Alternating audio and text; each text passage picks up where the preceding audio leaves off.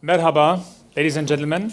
It's my pleasure to contribute to this great conference and to share with you some of the insights that the Great Place to Work has developed during 25 years of work on this specific topic. What does it take for a company or an organization to become a great place to work? I'm working with the Institute since 12 years now, and I'm very happy to represent it in Germany and in Austria since 12 years. And since 3 years, we're also working in Turkey. You're welcome to visit our office in Levent. Okay, what does it take now to become a great place to work? There are many things to say about it, but there is one thing at the core, and it's a very simple thing. To be a great place to work, your employees have to call you as a great place to work. Your employees have to say, let's say a vast majority of your employees, maybe not everyone, but the vast majority has to say, this company is a great place to work. So the employees are the jury. They are the clients, they are the jury. And actually, we think and we know that they say more things in this direction. We want them that they say more things in this direction to say that is really a great place to work. They have to say things like, I'm proud others to tell that I work for this company. So it's identity, identification. They have to say, I want to stay with this company for a long time. So it's retention. They have to say things like, I recommend this company as an employer to my friends. And they have to say, if I look around, I see that everyone is willing to give extra to get the job done, that we achieve our goals, and so do I. So that is let's say, the atmosphere when we say that company is a great place to work. And when we talk about identity, retention, recommendation, attractiveness, and that's the point where being a great place to work and employer branding meet.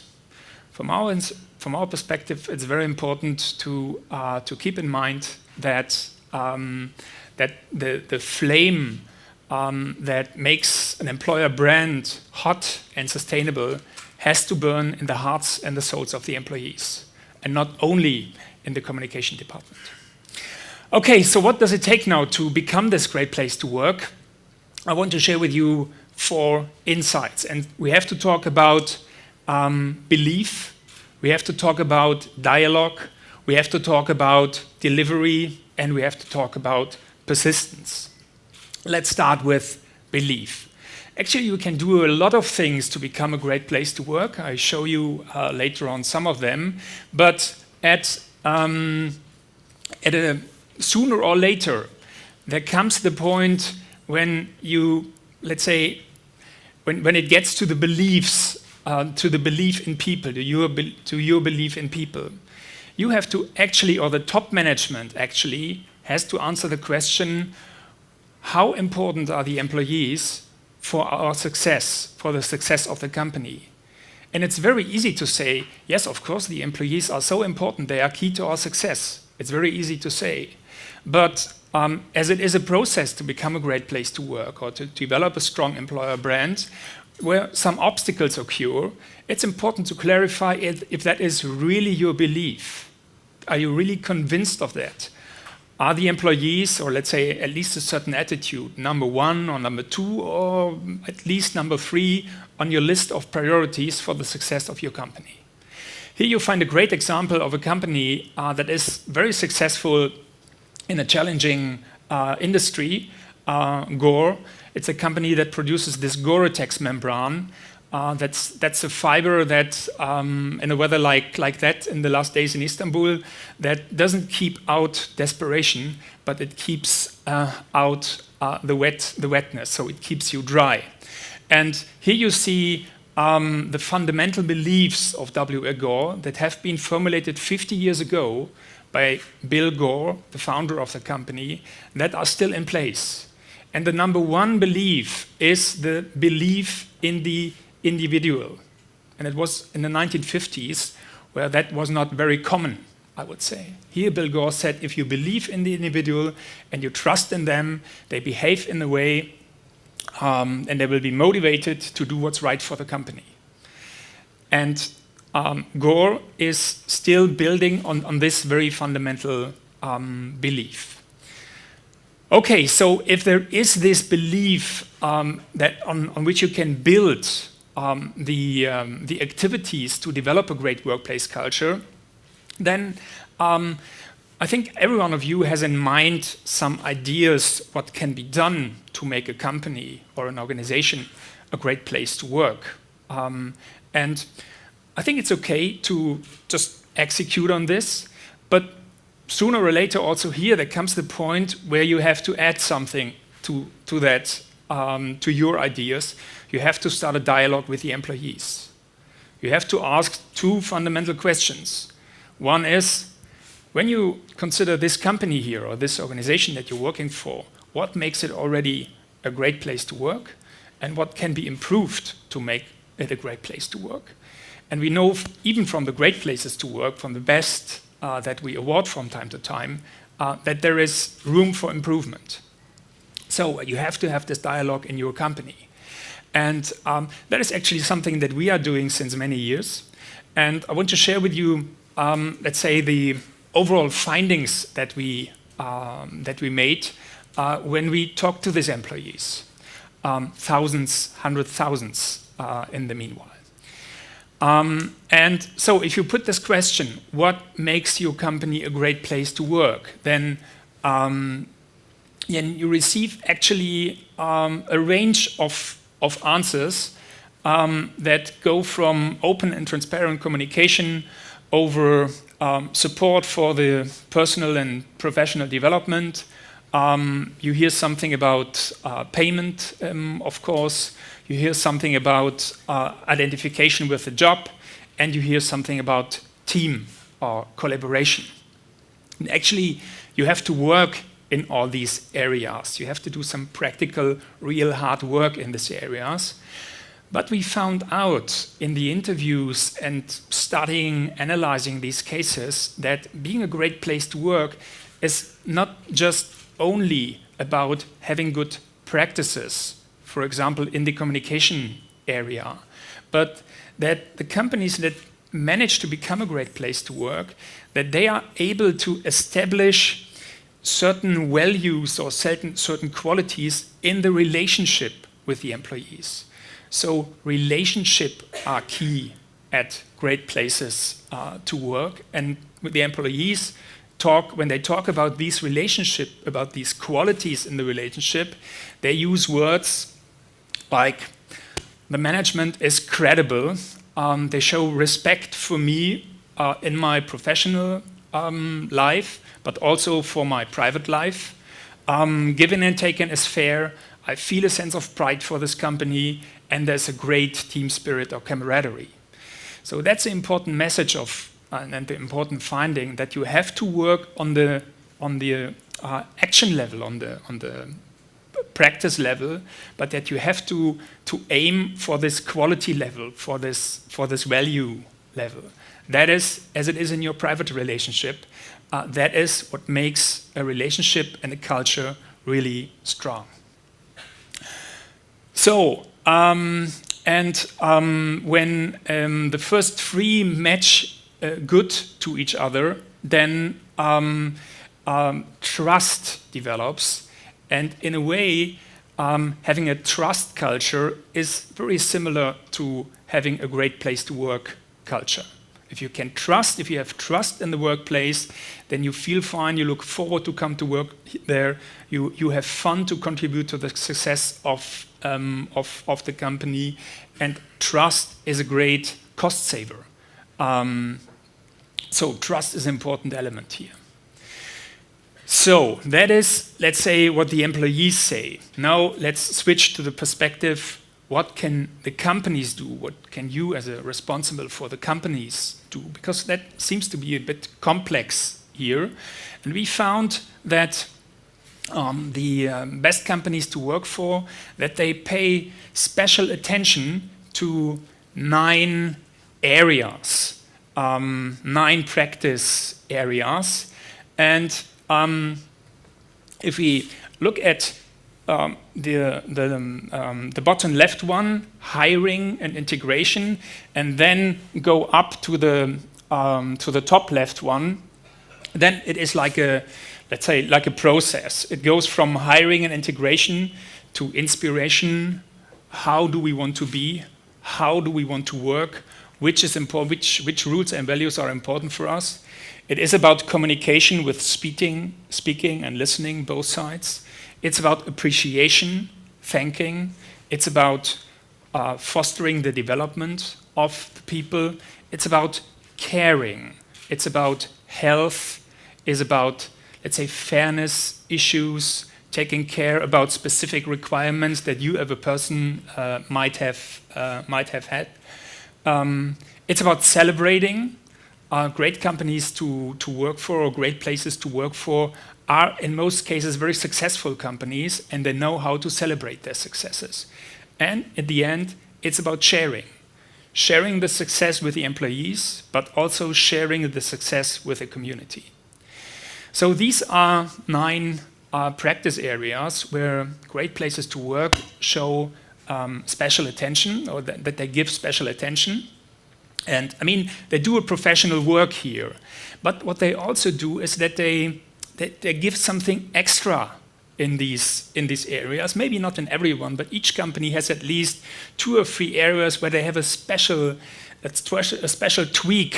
And let me share with you, for example, here an Austrian truck manufacturing company that at the very first day when you enter the company, you normally get your business cards, right?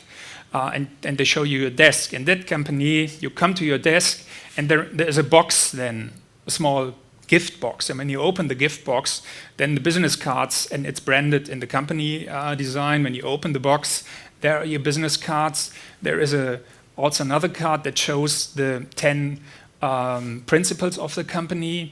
There are some sweets in the box, and there is a card to get your first coffee from the coffee machine. So the very first thing that you get there is a small gift from the company, and that makes already a difference. Just one more example here. An IT consulting company, a German one, received the feedback that employees did not really understand what's going on in the board meetings, in the management meetings. And what did they do?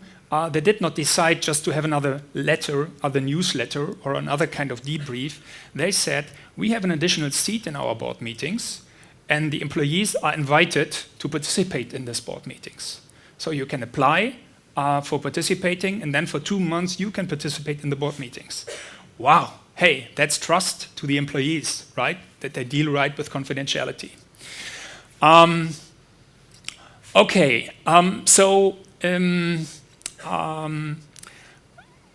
you see, there are, let's say, it's not mystery what they do here, these companies. It's doing professional work and then adding something to it, are willing to give extra in the relationship with the companies. So that all seems to be, let's say, quite easy then to become a great place to work. And in a way it is, but in another way it is not. By the way, these, let's say, 9 areas are not only good for the employees, but they also help the managers to achieve their targets, to achieve their specific objectives, to get personal best from the employees, and to have a high team spirit. So also the managers at a great place to work profit from this culture. But what else is needed then? When the practices, as I said, are no magic. They're extra, but not magic. You could think, hey, wow, everyone likes it. The employees like to have a great place to work. Also, the managers like to have a great place to work, and it should be very easy to get there. But it is a bit like with this staircase here from an old palazzo. It looks beautiful, and if you live at the top of that building, then hey, how wonderful is that, right? You have a perfect outlook, So everyone will love it, but there is no elevator. You have to use the staircase. You have to use the staircase every day. And that's similar with working for a great place to work or achieving a great place to work. You have to be ready every day or nearly every day, again, to get into the relationship and give some extra with your employees. So, and if you have to give some extra, then it's fair in a business environment to ask, why should you do it? And let me give you 5 reasons, 5 final, let's say, reasons why you should do it. First, you are in good company. Here you see companies that engaged in becoming a great place to work and have been awarded by Great Place to Work Institute or other companies as being great places to work. You see international companies, you see Turkish companies, you see some German companies, and you see companies that are overperforming the market. You see companies that have very high targets, that are very ambitious. These are no romantics. They want to do serious business. They want to be successful, and being a great place to work is one means for them to be successful. Second, being a great place to work, having a trust culture, is also about fun. Here you see the management team of one of the companies that has been awarded at one of the company's events. Hey, and they have great fun, and the employees also have great fun. It's also, of course, fun when you get some certificate or an award. So fun is an element of great places to work. And then on our topic, being a great place to work, you could say either it is an excellent practical case of having a strong employer brand, or it's a great asset to build a specific employer brand. One of these cases. And here you see 2 examples of Turkish companies, how they used being awarded as a Türkiye Enerji İşverenleri in 2014, both in the communication with their employees as to the market. And finally, fourth, not finally, fourth argument is it contributes to your financial success. That's a figure that we have analyzed for Germany, that great places to work overperform the average market the double. We have, let's say, analysis that prove this case, that a strong collaborative culture overperforms in the midterm, not in the short term, but in the midterm, just the average culture. So it's good for your bottom line results. So 4 strong arguments to engage in having a strong employer brand, to building a great place to work. The 5th is the final one. Every company can do it. That is what was shown all over the world. It's no question of an industry. It's not a question of size or of ownership term. Virtually every company can become a great place to work. So you can, so can yours. And that would be my final recommendation. Go for it. You can achieve it. All the best for your work on this way. Thank you.